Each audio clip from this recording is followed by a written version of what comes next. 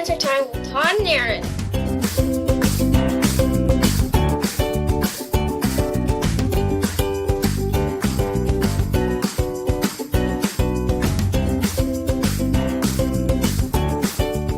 It's time for Q&A with TNA.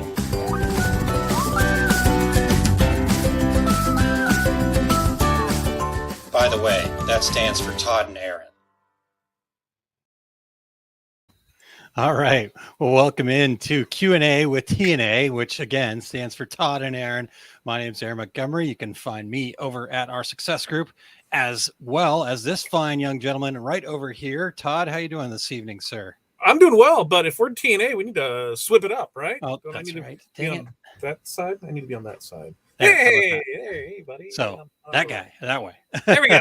Now we're good. Now we're good. What's going on, buddy? Yeah, I'm just ready to get into some Q&A tonight. I think we got some good questions in the queue, so Awesome. excited to chat with everybody. And as everybody's getting dialed in, tuned in here, we'll say hello to some folks. We've got Eric joining us. Hello, Eric. And then Todd, your favorite. What's up, Chuck? There we go. And good evening, Chuck. How are you, sir? Good to see you. All right. Well, Todd, yeah, we're back. We're back from DAX. You had a good recap last night. How'd that go for you? I think it went well.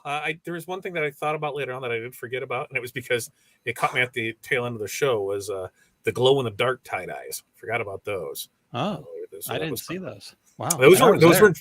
Those were in fact right behind us, hanging on the wall. They was in the one-stop booth, and they were at the very bottom. And I just happened to go by and see a little sticker that says glow in the dark. I'm like, huh? Well, what's that? So cool. It is one of those things. You know. Well, I didn't see a thing. If I wasn't in the booth, I was in a seminar room. So glad that you got a chance to check everything out. Or I was sitting over at the table with my son scarfing down food while he was watching videos. So. Yeah, you're going to have that, right? Yeah, it was good, man. I mean, that's to me means it was a great show. So yeah, I think it was a great show. We had a really good time there, and got to meet some new people and finally put real face to digital face. So that was fun. Like one Jennifer joining us. What's up? Right, I got to eat fudge from Uranus. That was fine. Okay, we're gonna leave that one alone. Mo, and popcorn too. The popcorn from Uranus was pretty good. Not Uranus. I said Uranus. Uranus. Yeah. Uranus. Where is that town? Is it in Indiana or is that over in Wisconsin or something like that? Uranus, Missouri. So is it really? Okay. Yeah. I had no idea. Yeah. And so the fudge from Uranus was good. The chocolate peanut butter fudge that Uranus produces, not too shabby. All right, Mo. Good afternoon. Thanks for being here. And Miss Sandy from Honeybee Creations tuning in. Hey, Sandy. We got to see Sandy and her amazing embroidered jacket. Yes, that was killer. Yeah, for sure. It was a killer bee. Literally. All right. Well, hey, Todd. Yeah, I got plenty to do before heading and sitting in the car for 8 hours tomorrow. So can we dive right in? Yeah, I think we can dive right in. All right. Unless there's more comments, of course. I guess there's a Uranus, Indiana. I did not know that. It's a block from my office. There we go. There's two Uranuses. I didn't know there could be two Uranuses. I thought there was only one Uranus. Well, now you know. The more you know, Todd, right? The more Uranuses, the better, right? Was there like the star that came floating across, kind of like our intro? Speaking of that 20-second intro, man, I'm dancing, I'm jumping up and down, I'm like kind of raising the roof. I don't know if you guys get into that too, but I have fun. I'm all over here. Yeah, moving and grooving. All right. Moving and grooving. We'll probably get that. All right, ready?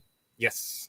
All right. Is everything embroidery market only geared towards embroidery, or is there more to it? So would you like me to answer that, Todd? It's a you question because I only know about it from what you tell me. So that's one of the issues that I have with some of these shows when they put a very specific thing in their title, because it can be very pigeonhole in that where this is what it's all about. And we found that out with Sublimation Summit that there's a lot more that goes on, and I'm assuming that there is a lot more with this as well. Yeah, there is a lot more that goes on. And the two young ladies that purchased this show, they're really actually starting to just use the initials more than anything else. You very rarely hear them call it Everything Embroidery Market. They actually call it EEM.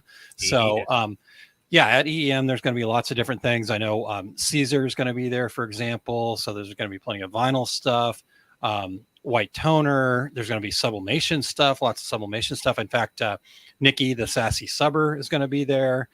Lisa Potts is going to be there, Glowforge and that kind of stuff, information too. So, and obviously people know me. my 15 minutes of embroidery experience is the extent of it. So I'm going to be there. Colleen will be there. Yeah, so there's going to be a super wide range of stuff.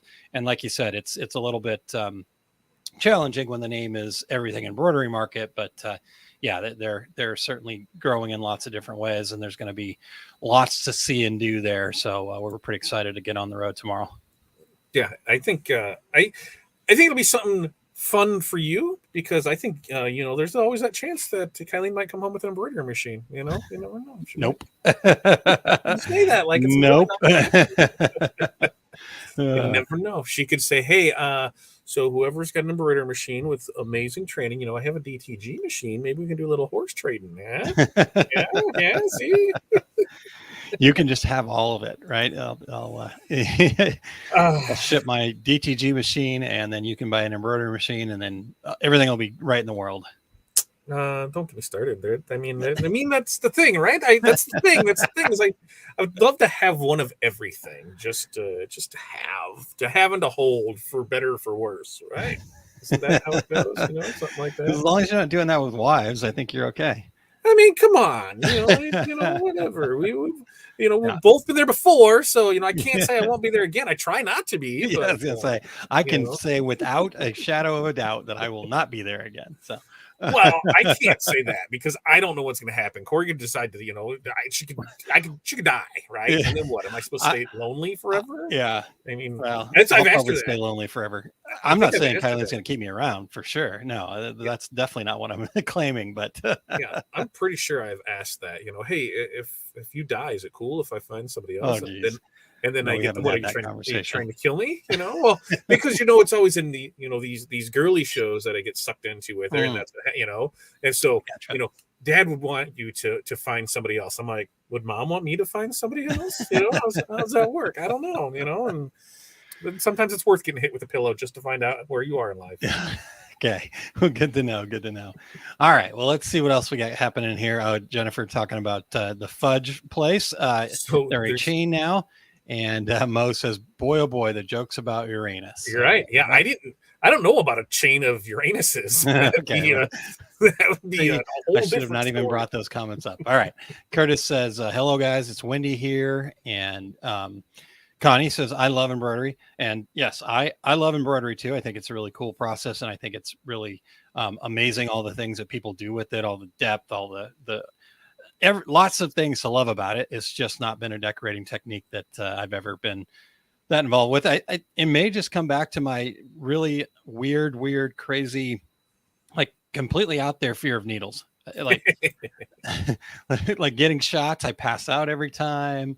Thinking about giving blood, I pass out for sure. I can't watch it on TV. So really, embroidering, it doesn't weird me out as much, but I think I probably kind of avoided getting a whole lot more into it, probably because of that. That's what I'm gonna go with, at least. So see, I think that sound could just be magical, soothing. So yeah, well, that could be the other thing. I spent the first 15 years of my career hitting 30 trade shows a year, and inevitably I was always right next door to the embroidery company that had like 12 different massive embroidery machines, and normally they were the cheap ones, and so it was like just rattling the whole time. I'm like, that noise, it's got to stop.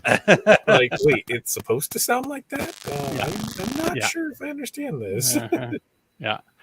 All right, well, we've got a question for you then, Todd. Are you ready? Sure, let's go. Okay. I am confused as to, with everything Todd does, why is he getting a white toner printer? Can he tell us why? Did you put this question in here? No, I didn't, but I like it. I'm excited to hear it. Because I want one of everything. Damn it, it's my prerogative. Honestly, the main reason that we're getting it is because some of the things that we do, we have to sub out. When we want to do white on clear, for, on water slides and that. So instead of having a patch of white that has to cut around, we're not able to do that. So that's something that we're not currently able to offer. And on the tumbler side of it, we get asked for it fairly frequently for it. Same thing on they want to do labels for the bottom of their stuff, where they want to be able to have some white in their logo and put it on the clear. So that was one of the reasons. The other thing is we've gotten asked on the tattoos, because tumbler makers use the tattoos for making tumblers, and we need white for that. And then also for the temporary tattoos, for people's faces and that, you can do it with a regular laser toner, but the white adds that base layer. So then, you can actually put it on any color skin and it'll stay the same. So that's the main reason that I'm getting it, is because it's filling a need that we currently are able to do. And since we do enough of the stuff in house, it just adds another lineup to it. Now we're not going, the super big or anything. We're just going with the A4.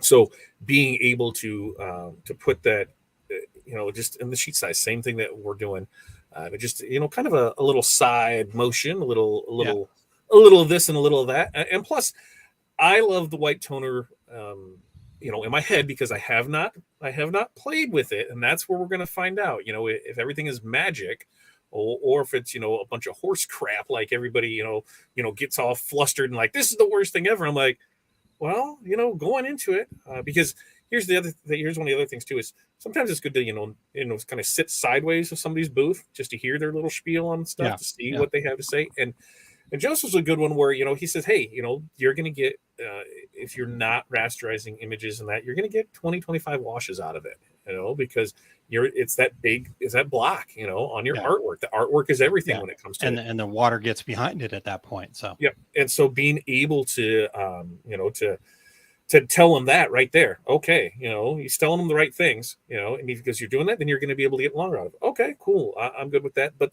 the glass awards, things like that, I think it's really good for being able to do it on mugs, tumblers, glass pint glasses. Is that how you're supposed to glass pint? Just pint glasses is fine, but glasses. Because pint glasses would be there. But the white on the clear on that, there's a benefit that I see in a lot of things that we already do that we don't currently offer because we don't have it. And a lot of the stuff is kind of a smaller volume, under 24 pieces. Gotcha. So if we're able to make samples, things like that, to send it out, do different things, and I think that there's more, and I really want to play. So we're working a deal. It's not finalized yet, but soon we will have another thing to be able to play with, and I can't wait to see how it goes. Excellent. All right, cool. Let's see. We got some comments in here. Connie, we were talking about needles. She's not a fan of needles either, but I don't put my hand near the needles when it's running. And yes, I after my 15 minutes of fame there, I realized you don't really put your hand that close to the needles anyway. So it's not that big of a deal. All right. And then Becky says, I want a laser. Pew, pew, pew, pew, pew. You know who else wants a laser badly? Is Lewis. Yes. Yeah. I told him he needs to start saving his money to get that $15,000 laser. I mean, I'm looking at a laser right there that I haven't turned on in a couple of years. But you could get him a laser for just a couple $100. You could get him one to play with, and hey. But it's more fun he'll sit over there in the epilogue booth. I kind of start to feel bad for the epilogue guys because he's standing around, but they've both been really super nice, and like. So there was a different guy in Kansas City than there was in Chicago. I talked to both of them. I'm like, hey, my son is over here. I'm sorry if he's in your way. You can just tell him to leave or let me know. And so, yeah. If I remember right, it's two brothers. And one was there on Saturday and the other one was, or the one was there on Friday and the other one was there on Saturday. Gotcha. Because, and they're the ones who, take care of all of it for it. And so, I got to wonder, did they, break even? Did you pay them, here, thanks you for taking care of knowledge on this. Do we owe you anything for a class? And, they got to know on that side. Yeah. But I do have their cards there, so I should see if I can. That's a good idea. I'll trade out a little bit. So no, they both were like, well, he asked really good questions. He doesn't get in the way when we're trying to sell, and you can tell he's really interested, and people actually kind of enjoy that when he's standing there. So he's got all the little things. I think I maybe told the story, but I'll just real quickly. In Kansas City, I came back and there was this wood plaque sitting in the front of our booth that had the OSG logo burned into it. And I'm like, where did this come from? And Lewis like, oh yeah, I got that from. I'm like, oh, so did mom where'd you get the logo from?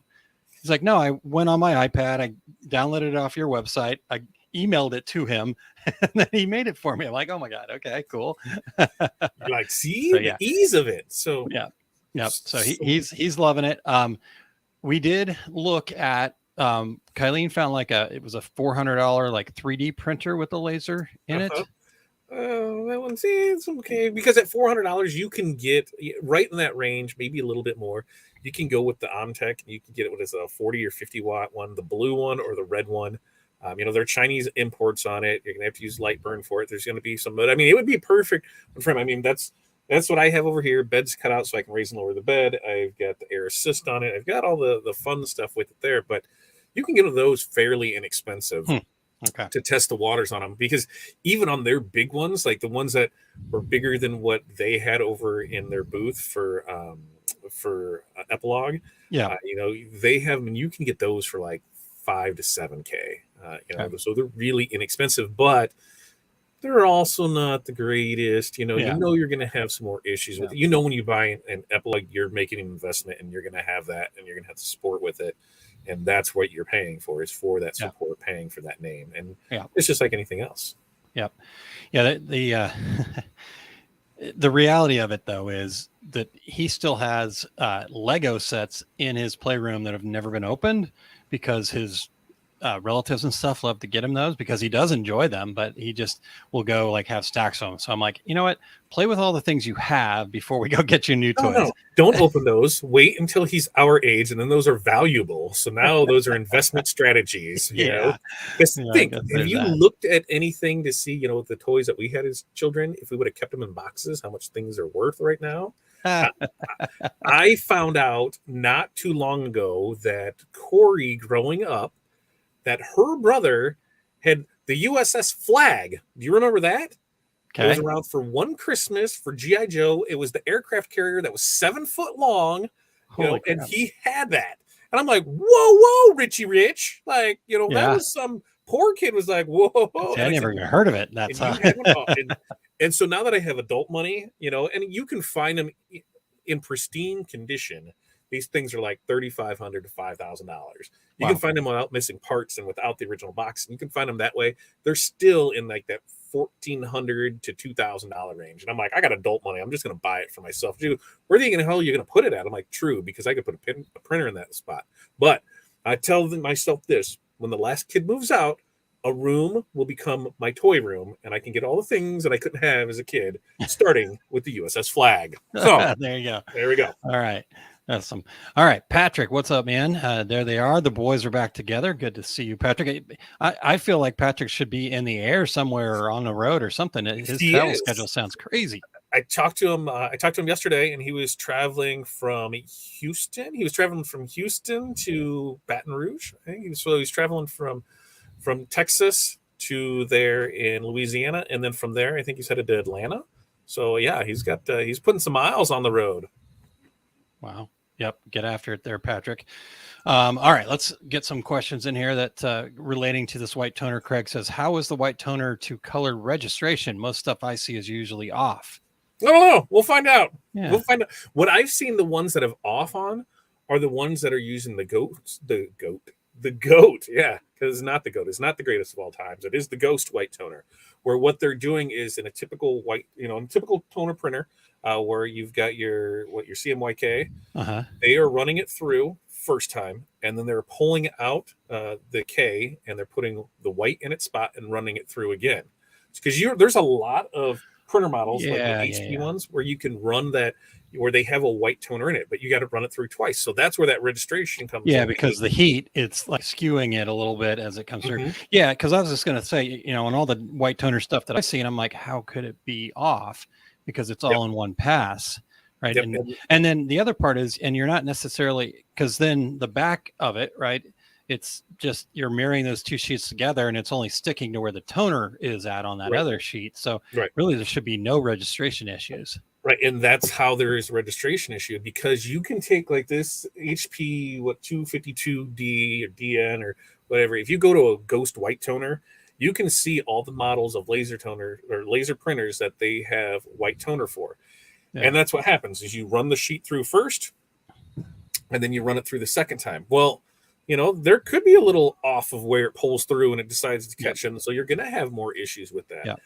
One of the things that, what is it though? I don't think it's the WOW paper. It's a 7.2 paper. That is a single step paper. So you as long as it's not on a charcoal or a black, there is no step 2. So that was something interesting to see as well, and to go through it. So I can't wait to get some of the stuff in just to play. After talking with Patrick, I've got some new Caesar stuff coming. I can't wait to see what we can do with that. I mean, this is fun and exciting times, because me, I like to see what's the limits of something before we kind of have an issue, and we can make some cool stuff with it. I am all about it. Nice. All right. So Sandy needs to find out more about this white toner for glasses. Sounds interesting. Yeah, absolutely. And that's where I think white toner gets a really bad rap at, because everybody, shirts, it cracks, it doesn't wash, it doesn't do this, when you're trying to put a big image on something, I know plenty of garbage screen printing out there. I've seen it, and it's done the same thing, but with this, it might not be the perfect for something like that. And I know for a fact that it can do so much more when you look at the other products that it can do on glassware, on hardware, on, the temporary tattoos, on the water slides, being able to print on the raw wood, being able to print on tumblers. There's so much more that it's able to do, but, we all have it in our head, because the most time we see it at is at an apparel decoration show. And what are they pushing? Apparel. That's what they're doing. So, how can we, make that, do something else with it? And so I can't wait to be able to show off more of what that can do. Yeah, definitely. Cool. All right. Craig, this is a good point. Any maker spaces near you for lasers? I've not really looked around the St. Louis area. I'm assuming there's got to be something like that. So that's a really good idea. I didn't think about that, because I know there's one up in Indiana that we've been by, that we've talked about going in before. So yeah. I'm assuming it's not in Uranus, huh? Nope, it's not. It's not. We're going to keep moving. All right. Patrick says, what are your thoughts on the Xtool desktop lasers? Ooh, okay. So I need one of those too. If Xtool is listening, I'm your dude, man, because they just released one that actually comes with a rotary attachment on it. Now, I haven't got to play with them. So Xtool, hey, I'm here to play. But I have seen people do mixed results on it. It's going to be slow. It's not going to have a lot of power with it from the ones that I've seen. But it'll get the job done. Where I seen it really good in conjunction with was on the CNC side of it. So, they have the diode box that goes on there. And so you can do a lot with that, where you would pull out your CNC bit, boom, and you're able to attach that. So now I just cut something and I can go in there, and then I can, laser engrave that. So it's promising. I do know people that have it that do okay with it. Their biggest thing is speed. And that just, I think, goes for anything, laser printer, anything, that it always comes down to speed. The faster something can get done, the more money you can make. But I like it. I don't, it doesn't make me mad. Let's say that. Gotcha. Brian Bufka is getting one, or got one. And he's talking about it. So, and he was going to report back, and we haven't heard anything. So I'm going to jump on volley here real quick and say, hey, Brian, just wanted to know about that Xtool desktop laser that you got. How's it going? Give us any feedback you got on it. So there we go. I just volleyed. It should be on there. And you know what I'm going to do? I'm going to do it this way too. And I'm going to come in here. And where'd you put it in? Random? You put it in random. Yeah. And I'm going to bring it in this way, because let's see. There's Aaron giving his, and then I'm going to come in here and say, hey, Brian, we're talking about you, and you should be here so you can talk for yourself. So we would love to see you over here on Q&A with TNA, brother. Laser time. So, see? Easy enough. There we go. All right. Jennifer says, I think the smallest epilogue is about 8,000. Okay. It sounds about right. Yep. Craig, Legos make good jigs. Absolutely. Your Absolutely, Craig. We went to the Trotec training class. I think it was in NBM Milwaukee or there, but That was one of their go-to things. They're like, Legos, best jigs ever. And you're like, if you haven't been in the laser field or anything like that, or any type of jig making, you're like, huh? And then you see it and you're like, oh yeah, totally makes sense on that. And even we used to use them on some setup parts. And it was that and silly putty. It was like, here's some other things that did it. But yeah, the Legos are make excellent jigs. Excellent jigs. Okay, got it. All right. Eric says, I have a couple of unopened Lego sets hanging around in my closet from about 20 years ago, and they're Star Wars Lego sets. Yeah, dude. Yeah, that's price those bad boys out. Yeah, price those out. Probably already worth some money, but probably going to keep growing too. Uh-huh. Yep. Isn't it amazing what you can do with cardboard from Facebook user? FU. Facebook user. That's what that stands for. Yeah, it is something. Cardboard in itself is an amazing thing. Not only can you ship things with it, but you can create things with it. It can create fires. It's an amazing thing. Yep. All right. Mo says, power cord arrived, but haven't plugged it in yet. Do you think it's better to plug a heat press directly in the wall or in a power strip? So I have an opinion, but I don't know if this is backed up by real electrical fact. So this would be I'd be curious to know what the manufacturers say, and then what you say too. My preference would be into a power strip, because if you have that surge, it flips the power strip before it gets all the way to your press. But I could be wrong. So mine would depend on that power strip, because there's some garbage power strips out there that have some thin, like some thin wire, right? Gotcha. And so that's the thing, is you're pulling a lot through that thin thing, as opposed to something, let's see if that doesn't break, as something like, thick like this. I mean, look, imagine sending power. I can do that good. You send power through one and then the other. That's where it comes down to. And if you're not using anything else on it, that's the other thing too. If it's just dedicated for that, I think you're going to be fine. Get the ones that are made for the computers, anything that is heavy electrical use, and just have it for that one.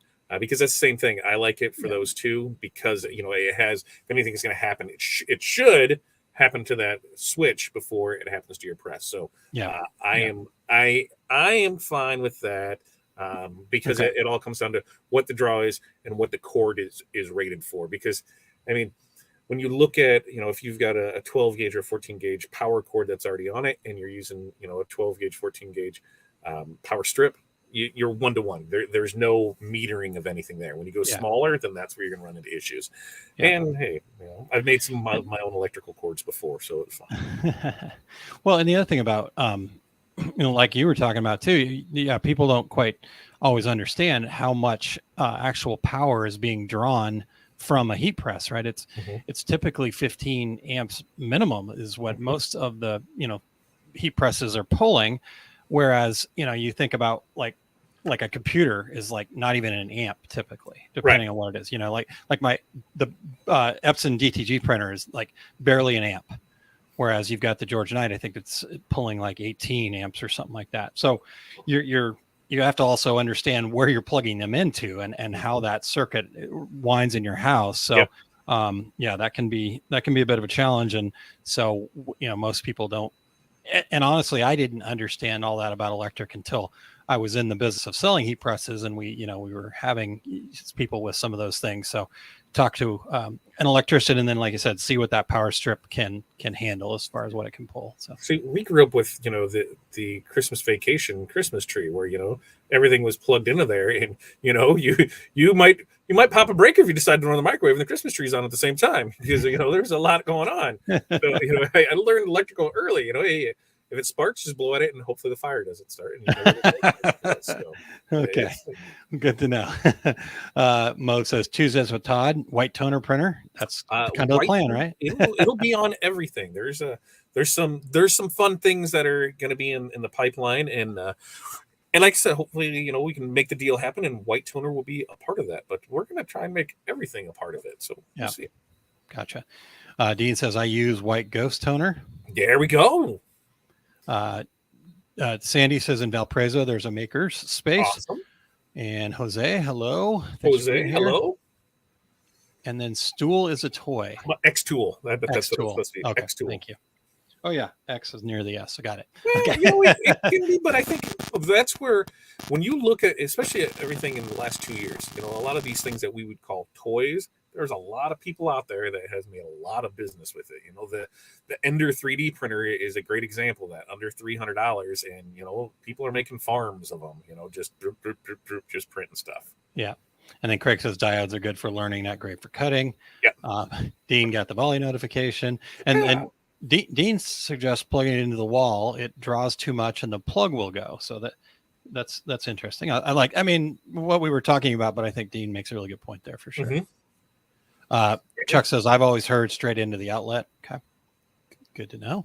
Dude, I'm totally not plugged into any outlet. Like, I'll tell you this, even like my DTG printer, or my DTF that is 220 that's converted to 110, you know, because, you know, inside you can change the power source on it from there. Yeah. That is plugged into a power strip in the wall, you know, because it's the only thing that's on it. It's just, boom, here it is, because I needed that extra piece of protection. Same wire, same everything through there. Wow. Because all it is it's that same pass-through. It's that same pen. This is what it looks like, man. It's that same pen, same size pen going in there. There's just that break that's in between it. That's all. It's like having a heat sink on it. Electrical isn't scary until you get, you know, shocked. Gotcha. Well, so our DTG is actually plugged into a battery backup, and which has got all that stuff. And then we have a dedicated breaker for the heat press, so it is actually plugged directly into the wall for us. So, all right, let's see, we got that one. Just don't lose your glasses or filter plate for desktop laser. Then you just get, you know, you just make stuff. You're just like that. There you go. I'm good. But which one is it? It's the blue one, right? It's the blue one. You just got to be good. That's all. Yeah. My heat. So Alan says my heat press is plugged directly into the wall, and that is linked to a light switch. Okay. Yep, I know quite a few people that have that, where everything, you know, has its own switch that's on a wall that goes from there. Okay. Most manufacturers say to never plug heat presses into a strip. Says, when does everybody start listening to what manufacturers tell them? Because if that was the case, we would have a way less problems. Jennifer says we dog on great users, but I used one for 3 years until I could afford my Graphtec. Small equipment has its uses. And agreed. I think a lot of people that start off with that, they're better off than somebody who jumps right into a Graphtec, because they've messed with that long enough to know, hey, you know, how do I get this to work? So when they go to this, they're like, oh my God, this thing's amazing. You know, it's perfect with everything that it does. Yeah. I think it's just like anything else.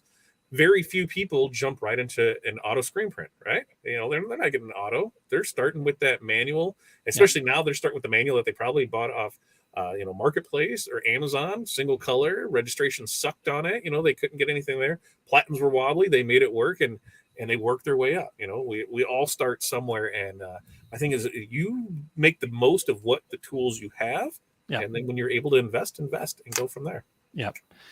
And I think the thing where people kind of miss, though, just to kind of close that thought there, is where you start, but moving, right, reinvesting, right. And I think that's what sometimes, maybe like your story is a great example of this. I think that can kind of get lost sometimes in the, I started with refill or third party ink, whatever.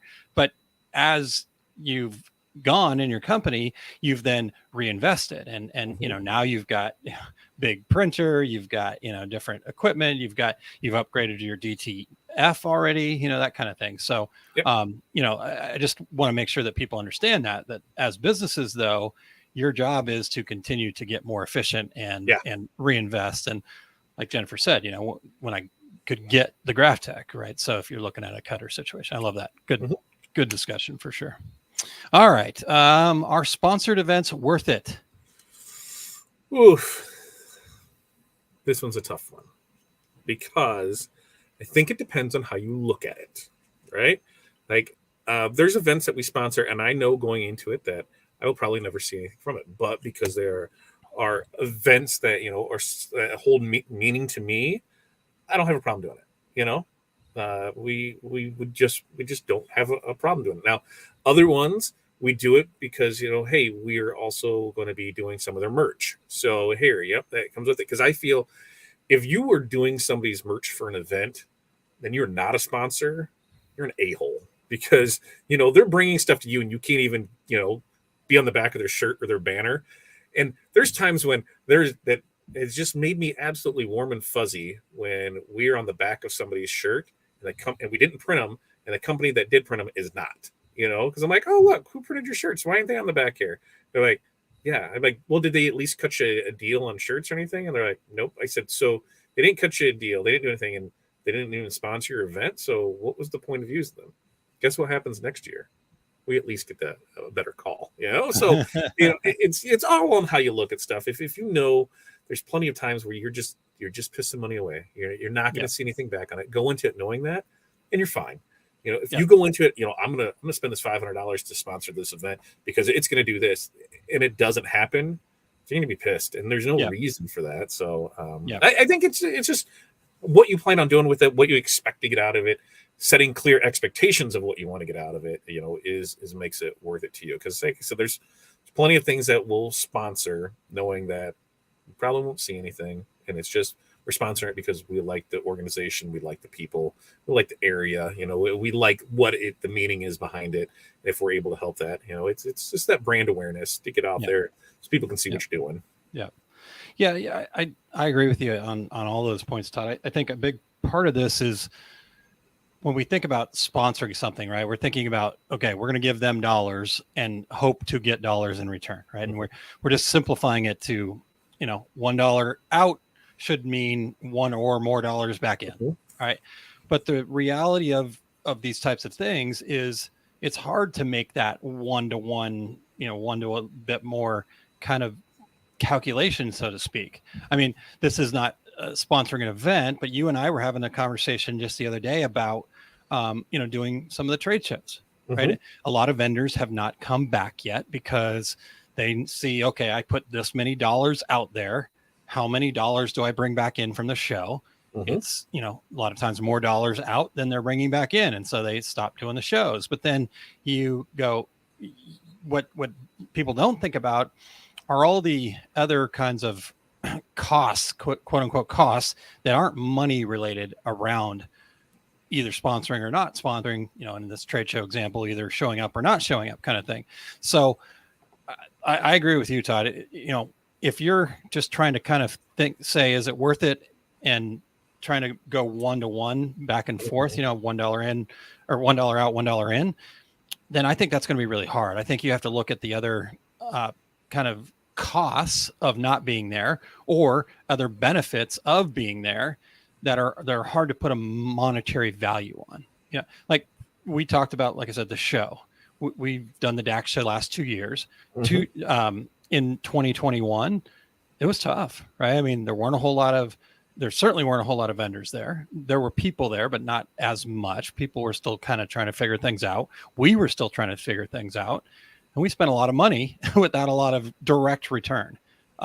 So yeah, I think just kind of understanding what the big picture of it is, right? Because then there's the relationships, there's the opportunities, there's the start of potential customers. There was all the learning that we were able to do, so there's a lot of different factors that go into figuring out, is sponsoring events worth it or not, in my mind. So yeah, you got to do your research, and you got to set clear expectations and clear goals, because the last thing you want to do is be upset when you probably shouldn't have been, because if you're upset, then two things happen. Either the event didn't meet your expectations or you didn't meet your expectations. So which one was it, because there are times when believe me, we've done shows where we went to it and there's, you're going to have 3,000 people that come through and you're there for the, and you get there and it's crickets and you're like, what in the hell, why did I spend money on this, and that's total, the event producer not knowing what the hell they're doing, and you run into that. But things like that do happen. But there's other times where, hey, it's because I thought it should have been more than that, where we usually, have that that okay, let's toss up and flip this coin is anytime we get asked to do outdoor events. We can plan for it. We can plan for something in October. In fact, we're planning for something in August right now. What happens if it rains? You do that. What happens if it's ungodly hot? And you just can't. You can't control the weather. So that's when it becomes, all right, so we're not going to be selling as much. There's maybe not many people. Now let's flip that. The people that are here for a reason because they enjoy the event or whatever's here. Let's make the best of it for them. Yeah. And maybe some contacts can pull out of that. So, Yeah, make the best of it, but just know that you can't control everything and have a clear outlook on those type of things. Yeah.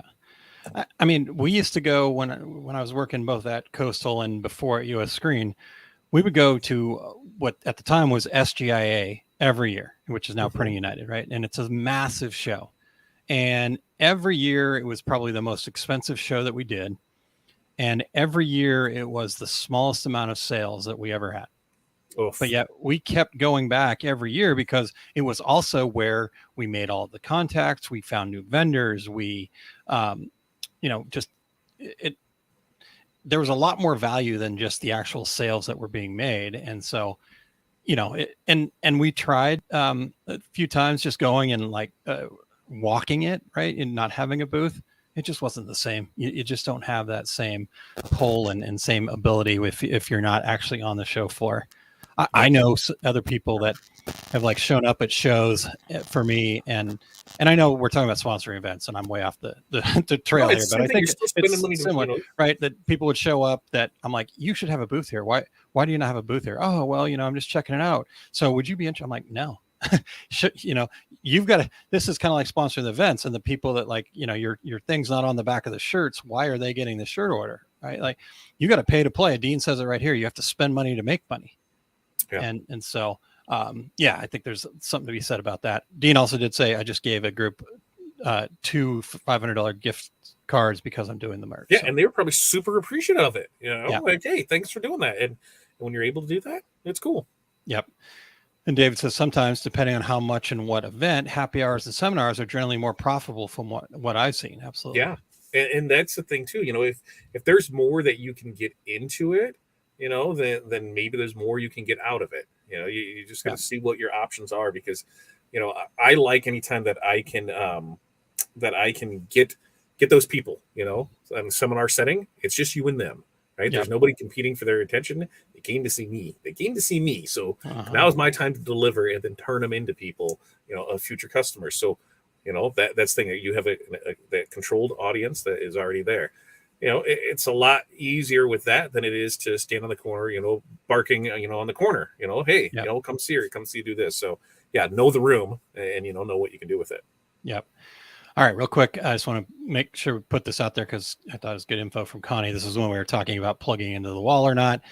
Connie says there's a difference between power strips and surge protectors too. I have surge protectors and battery backups for inverter machines. I'm in the country, so power is an issue. Great point, Connie. Thank you for clarifying that. And I do not plug more than one machine into each surge strip. So there you go. Yeah. Okay. All right. Let's see here. This is a good one for you, Todd. How hard is it to do a fundraiser? As hard as you want to make it. Next question. I mean, really, it can be as easy or as hard as you want to do. I think they're fairly easy to do.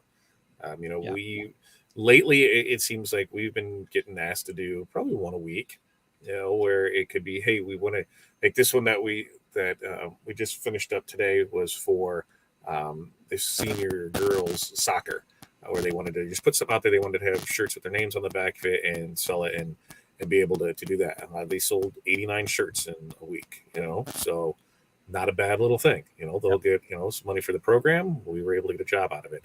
I don't think they're super hard to do, especially after you've been doing them, because you know it's there, but it's like getting started.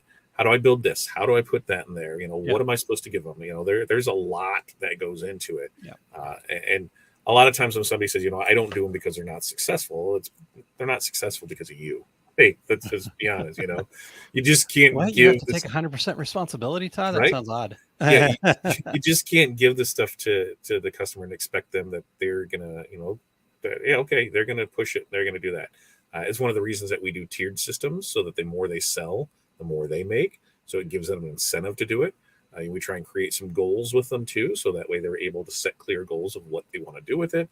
Anytime you can include some scripts So that way they're able to push things out there social media wise, timelines. When you can set them up to be successful with it, you'll have a successful fundraiser. And then usually what happens is they tell somebody else, and they tell somebody else, and they tell somebody else. Yeah. So you start to just get a groove on it, and that's what we've gotten. I feel what we've gotten really good at is being able to put things together really quick, keep it really simple, and help them, get the most funds. And the easiest way to me to do it is, say, hey, the last thing you want is an order form to have to write people's names down, to collect their payments, to find out, is that Tim or Jim who ordered this? I don't know, because you couldn't read their writing.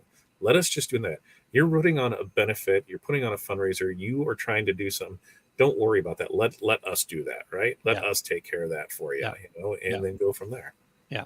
Yeah. Connie just said, I just did a fundraiser for a teacher with cancer, and they have had over $20,000 in sales. So that's awesome. Talking. Yeah, that's not awesome. bad at all. And Todd, I mean, you're hitting this exactly right. You've gotten good at it, right? I think like all things in business, whether it's doing a fundraiser, whether it's focusing on this niche or that market, or whatever it is that you do, when you first start doing it, yeah, it's going to be a little bit harder. It's kind of this flywheel scenario where at first you have to put in a lot of energy to get everything in place, to figure out, what it is that you're going to say, how you're going to say it, all the parts and pieces that go around it. And then you start, pushing that forward, and you get better and better at it until you have a process, until it becomes automatic in your business. And that's where you've gotten to with what you do. I know a guy like Dean has a similar scenario where it's just, bringing in new stores, setting them up, and kind of tweaking and moving forward. Mm-hmm. So I think that's really kind of the better answer to that question is how much are you willing to put into making it successful? You can make it super successful. And then I guess the other side of it, Todd, and just so people are aware, you have done all this work. You've put in all of this effort, and you really do have a good system. And like you talked about, it's about helping them sell just as much as it is about setting up the store. And so I know you're working on it as we speak, actually, a program that's going to be coming out. What was the date that we had kind of set on that again? I can't remember exactly. I don't know if we picked a year, but we did say July. Okay, we didn't pick a year. I assumed that it was this year, but I'm still striving for that because we've got sometime, maybe this year, maybe next year. But right, because we've got a good foundation for it, because we've already done 2 training classes on it, and that. And my thing is, how to go about. If I could do the perfect scenario, they would have one stop. Here's tons of scripts on everything that you need to cover all of it, but that's unrealistic, because there's plenty of things that we haven't done that I don't have scripts for that I could develop for. So then does it become an add-on part to it after the fact? There's a lot that goes into that, but I can have a base one for there where you can take. You want to run a fundraiser on sunglasses? Guess what? I'll show you how to take this product, create a web store for it, write the scripts for it, timelines for it, money for it, do everything, and walk them through it step by step, and then how to manage the order, everything that comes in, because we've done that, and it's something that after talking with us, we're like, oh, we could just have a booth with just that at the show, because absolutely. How many ones are web stores? They're just selling web stores. Hey, I'm just doing fundraisers. That's all I'm going to do. Hey, do you sell apparel? Do you want to make more money? Do you want to do fundraisers? Let's go. We can totally push that and go through it. So there's, there's, I think there's always more to something than what you think. And then when you start diving into it, you're like, ooh, that's a good idea. Ooh, yeah. Oh, yeah. So it's there. It's getting worked on. And soon. Didn't you just put a mem out just like today or yesterday or sometime? Like, it doesn't have to be perfect. It just has to. Yeah. Right? Yeah. It doesn't have to be perfect. But when I'm putting something, that we are trying to sell for a decent amount of money, because there's a decent amount of time involved. Yeah. There's a decent amount of time involved, and I want it to be the best version of itself it can. And then I also want, hey, if it's updating, here, once you have access to it, as we add to it, you're going to be able to grab from it. So there's a lot in that where I want it. Yeah, a lot of moving parts and pieces for sure. Yeah, so we'll get it. But yeah, I'm excited, to be able to offer that through OSG and kind of, like I said, we've got the training that's already part of the OSG squad membership, but this kind of just takes it to that next level. There's going to be the templates. There's going to be even more of a deep dive than we could get into in a course of an hour, right? And I'm probably putting words in your mouth, but kind of even modularizing this a little bit like we've done with the 5 keys in some ways. So, yeah, Yes. July-ish, but we didn't say what year, right? So we're Right. not. There will be at least I will go on record on 4/27/2022 to say there at least be a beta version for MOS members to be able to try out and get feedback on it. So There you go. how was that? How was I that like putting it up there? So I like it. there's at least, because that's the thing, is a lot of it I'm going to need feedback from other people. Hey, what do you see it's missing? What do you want to be a part of it? And that's when you're the MOS member. Hey, guess what? You're going to get that too. And if we're able to work together on it, and you can help me, you get the program for free. So There you go. I think that's a win-win. Definitely. Yeah, basically that's it. Is fundraiser in a box. Absolutely. Yep. Great. Perfect. And then Dean will be a great resource for us here too, as we go into that. So he's always been very giving and helpful, and we appreciate that, Dean, very much. Yeah. Yep. All right, Todd. We got time for one last one. Yeah, we do. Let's do it.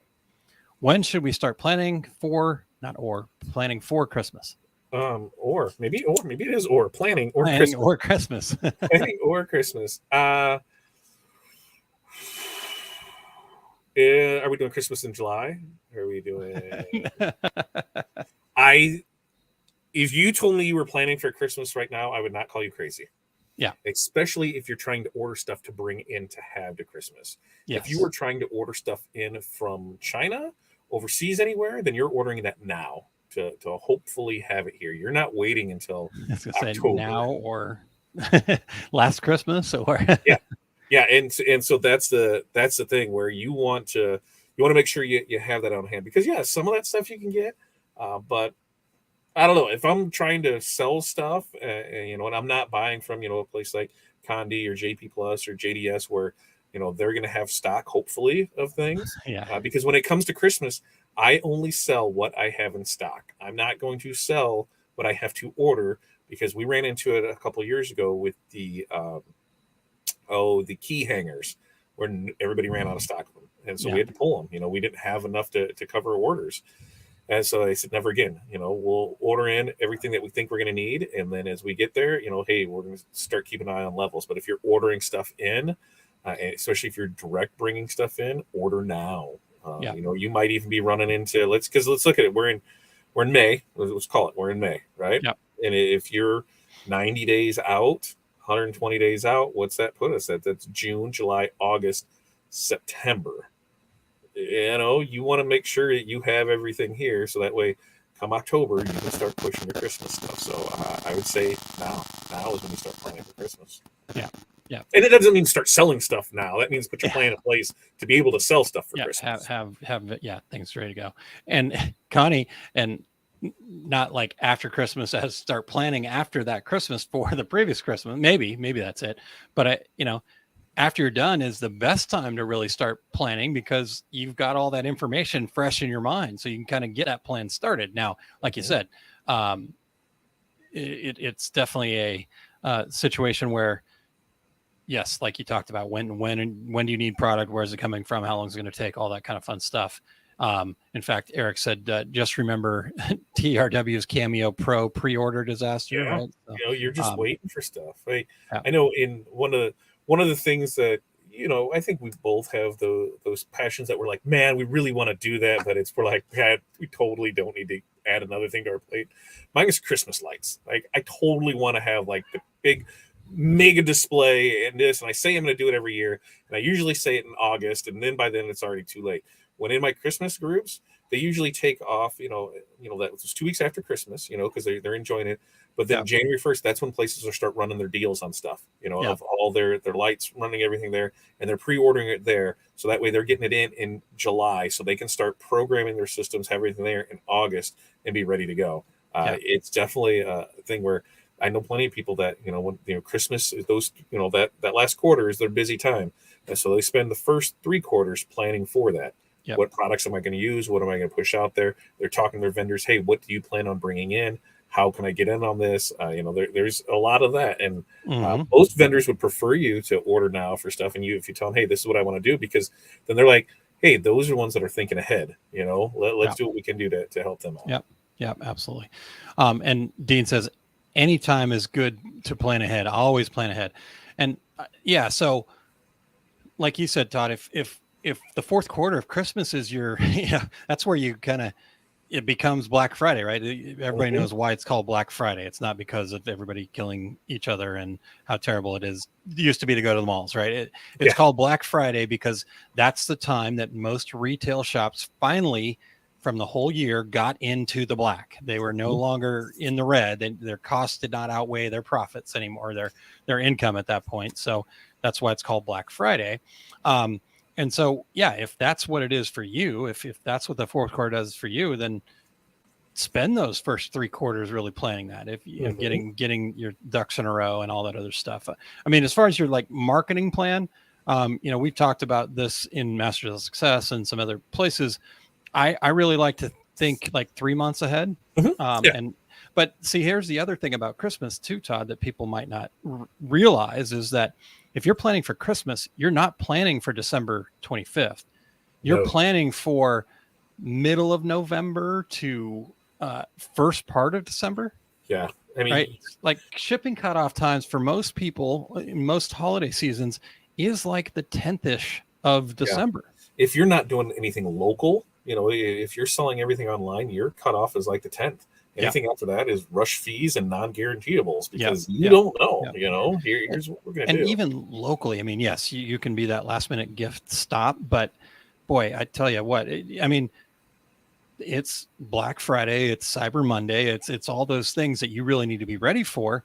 And you're starting to see people kind of doing pre-Black Friday, right? And so at Oh, some point, we're going to be like November 1st is like when people start running their sales. I, Hopefully we don't get to that, we're but in skipping Halloween. reality, if it's that important to you, I'd get going now.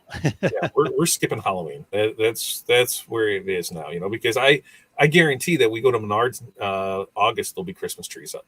I can see it. I can see Menards doing that now. There's a lot of you pretty much have if you went by the Black Friday rule of when you're going to start your Christmas stuff, you pretty much have 2 maybe 3 weeks of Christmas. So that's where you need to be planning before that. You need to be ready to go. And that's why us traditionally, we'll have those. The 1st of November is the 14 days of Todd. We'll run that, and we're actually switching some stuff up this year, and it might be we're gonna be trying some stuff, and we're gonna see how this all works out because it could be some interesting stuff rolling through it. But if we're gonna push transfers for Christmas, we need to be 3 months ahead on everything. So you got to think, that means we're in October, we're not doing that. We're in September. September, we're pushing our Christmas stuff.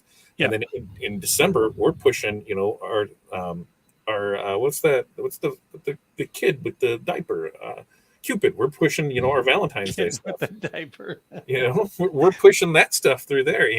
We're got to be 3 months ahead because I have to get it to people in enough time for them to put it out. So, there's a lot that goes into it. Yeah.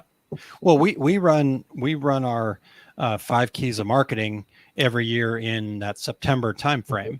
Yep. Because then, the marketing stuff that can be used year round, but we kind of set it up in such a way that, everybody that's in the OSG community will be like set and ready to roll and we actually do a 12 week plan that leads you up to Christmas and working on that marketing plan. So, yeah, so I love it. Connie says, I thought I was crazy because I already have designs and stuff ready for next Christmas. Stockings and gift bags already in stock. So there you go, ready to go. Prepared, Connie. Yes, I like it. I'm down with it. Dean says, check that sheet I just sent you. I just looked at my email and it hadn't come through yet, so I'll have to go dig a little bit deeper here, Dean. Find out where it went to. I don't see it on my phone either, so it wasn't. September, all the bazaars start in October. Yeah. All right, Todd. Well, that is our last question on the docket for this week. Yeah. We will be back next week, right? We will be back next week. Yep. And we don't have it in here, so hold on one second here. We've got today's Wednesday, so you're on the road tomorrow. I've got morning mindset just to kick us off Friday morning. 2 regular guys. Are you rolling with 2 regular guys this week? I will be out. Eric will be filling in for me. But this week is Women in Garment Decorating. It's our quarterly show that we do. So we've got Marge Easterling from Big Lick Screen Printing. We've got Deanna Smith from In the Zone Inc. and Amber Penny Massey from T-Shirts for Hope. Nice. And they're going to talk about marketing and kind of both personal marketing and kind of, how they've kind of come about their voices and just really, these are three incredibly powerful and just powerful in a sense of like they just get it, right? They have a lot of confidence.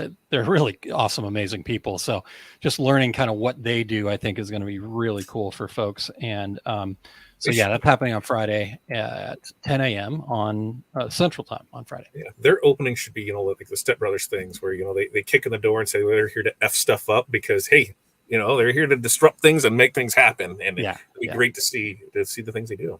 Yeah, for sure. Dean says, I sent it to you yesterday. What? Aaron got an email yesterday? No, it's definitely not. I have no unread emails. I may have a couple sitting in my box, but they're not. He's like, no, that did not happen, Dean. Yeah, so we'll have to check that one out, Dean. No. So I sent it to you yesterday. Okay. All right. Well, I do not have it, so somehow I missed it. All right, let's see here. So if you do have other questions for next Wednesday, though, oursuccessgroup.com/QA, check that out. And then, so yeah, you got Morning Mindset on Friday, got Two Rare Guys, got the half. We will be doing a Small Business Saturday, but it probably won't be at the same time in the morning because I'll be teaching then. So we're looking at the calendar. Kylene and I are going to do it together. One of the presentations we're doing in Chattanooga is called Business Owner Mindset and what to do. And so we're going to kind of recap that. So probably sometime Saturday afternoon.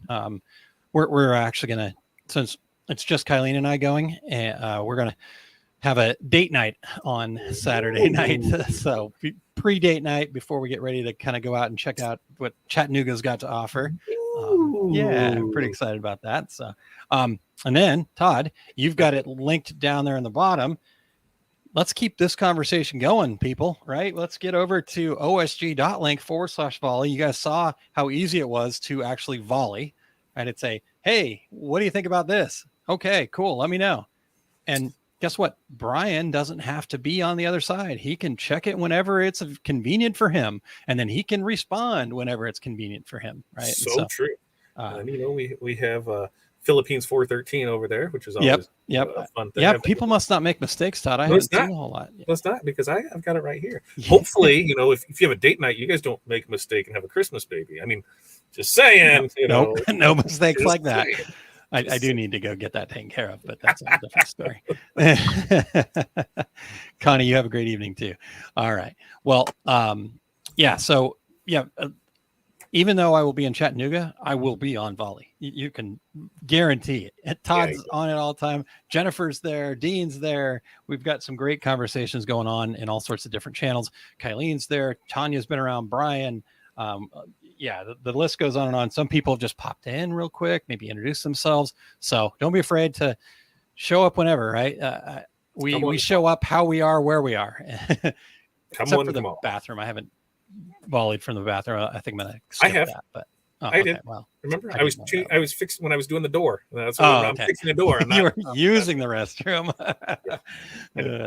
All right. Well, so see us over at volley, osg.link/volley. We need 50 people over there into the group by the time, I don't know when. We got 42 right now, Todd. So when should we say 50? 8 is great. I need let's go by let's see, today's Wednesday, but the next show, I mean, that's one a day. That's 1 point. Yep. One a day.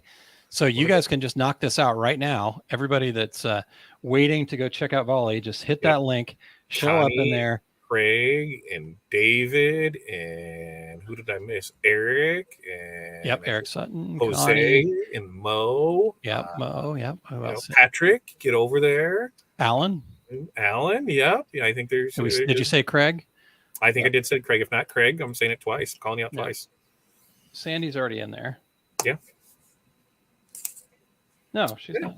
No, she's not. She better be. I thought we did that at the after. She's in the Masters of Success one, but I haven't gotten her in this one. Oh, Sandy. Well, she'll be there whether she likes it or not. No, it's kidding. Yes, she will. Like it or not. All right. So who are we going to see over there? Should we just like keep hanging on until like we see a number pop up here? No, I'm fat and I gotta eat. Yeah, let's go eat. I may be on this weight loss journey, but you know what this weight loss journey does? I still need to eat. Yes, you do. Yep. All right, brother. I need to eat too. So thank you. And you guys have a great rest of your Wednesday evening. Make sure to show up for Friday's morning mindset. Always fantastic stuff going on over there. Just a great way to kick off your day. I think people probably want more of that, Todd. I'm just saying. Yeah, 3 days a week is good. You know, there's going to be more of me coming into soon to be soon future. Right. I promise. More Todd. We all need more Todd in our lives. Yeah, damn it. you're going to have me on Monday, Wednesday, Friday, Tuesday, Thursday. Yeah, you're pretty much. I'm going to have it covered. Monday. Yeah. I'll be live on Monday, Tuesdays, Wednesdays, Fridays. Recorded on Thursdays, and then hey. So I think we got to go there too. Yeah. All right. So let's see. Corey says, Renee, are you on volley yet? And then true story. Julie, you're very welcome. I don't think Julie's on volley either. Yep, Julie's not on volley yet either. I didn't have to, Chuck. It ended up we had there's a fever involved, and it was not more cowbell. It was, hey, we don't have to do soccer, so I'm down with that. So it allowed me to be here a little longer. All right. Well, we'll let you get off to dinner though, and hopefully the kiddo's feeling better. And thanks everybody for being here, and we will see you over on volley very soon. And then make sure you guys are tuned in Friday morning to see Todd for morning mindset right here at Live OSG or Fat Dad Live. Right? Is the other place? True story. All right, everybody. Have a good night. We'll talk to you soon. See you guys.